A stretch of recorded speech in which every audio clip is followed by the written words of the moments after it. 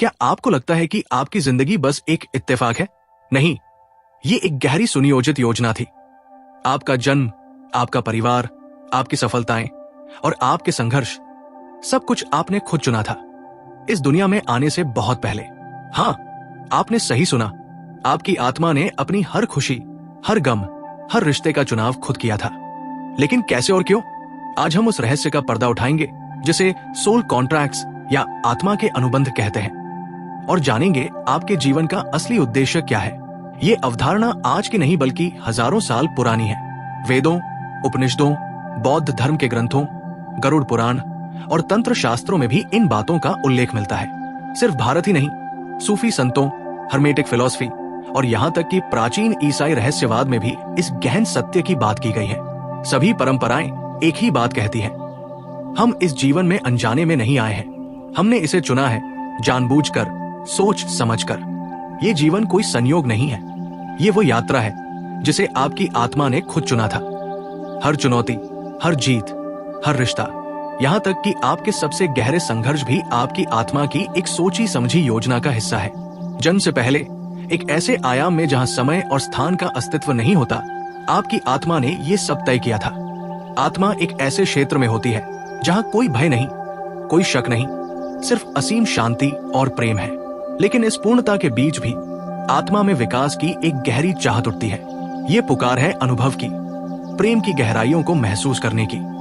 आत्मा जानती है कि अनुभव के बिना चेतना स्थिर हो जाती है, और चेतना का स्वभाव है विकसित होना, बढ़ना। और इसीलिए आत्मा स्वेच्छा से एक नया जीवन चुनती है, एक ऐसा जीवन जिसमें प्रेम है लेकिन साथ में खोने का भय भी, एक ऐसा जीवन जिसमें सफलता का स्वाद है लेकिन साथ ही असफलता की पीड़ा भी। आत्मा जानती है कि हर चुनौती, हर दर्द, हर खुशी, हर आंसू उसके विकास के हार में एक मोती बन जाएगा। इसलिए उसने जानबूझकर वो परिस्थितियां चुनी हैं जिनसे गुजरकर वो निखरेगी। आपके माता पिता, आपका जन्म स्थान, आपकी प्रतिभाएं, आपके संघर्ष, सब आपकी आत्मा की गहरी योजना का हिस्सा है। इस योजना में आत्मा अकेली नहीं होती, उसके साथ होते हैं उसके आध्यात्मिक मार्गदर्शक, स्पिरिट गाइड्स। ये मार्गदर्शक प्रेमपूर्ण ऊर्जा वाले दिव्य प्राणी होते हैं जिनका एकमात्र उद्देश्य आपकी आत्मा को रास्ता दिखाना है। वे आपको आपकी कमजोरियों और शक्तियों का आईना दिखाते हैं, चुनौतियां और अवसर दोनों समझाते हैं, आत्मा को संभावित जीवन दिखाए जाते हैं, और वो सबसे ज्यादा विकास देने वाला जीवन चुनती है।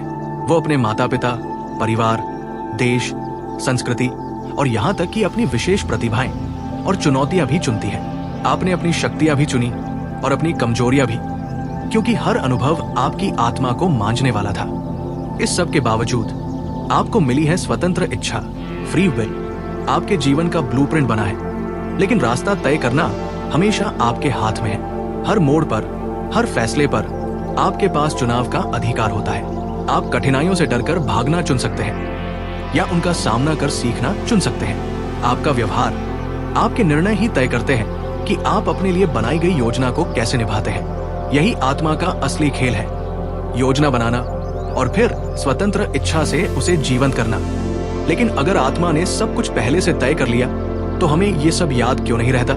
क्योंकि जन्म लेते समय हम सबके ऊपर डाला जाता है भूलने का पर्दा, वेल ऑफ फॉरगेटिंग। ये पर्दा हमें हमारी पिछली जिंदगियां, हमारी बनाई गई योजना और हमारा असली दिव्य स्वरूप भुला देता है। ये भूलना कोई सजा नहीं बल्कि एक वरदान है। अगर आप सब कुछ याद रखते तो क्या आप सच में हर अनुभव को नए सिरे से महसूस कर पाते? ये पर्दा हमें हर अनुभव को नए सिरे से महसूस करने का अवसर देता है, खुशी को, दर्द को, प्यार को जानने का और खुद को फिर से खोजने का।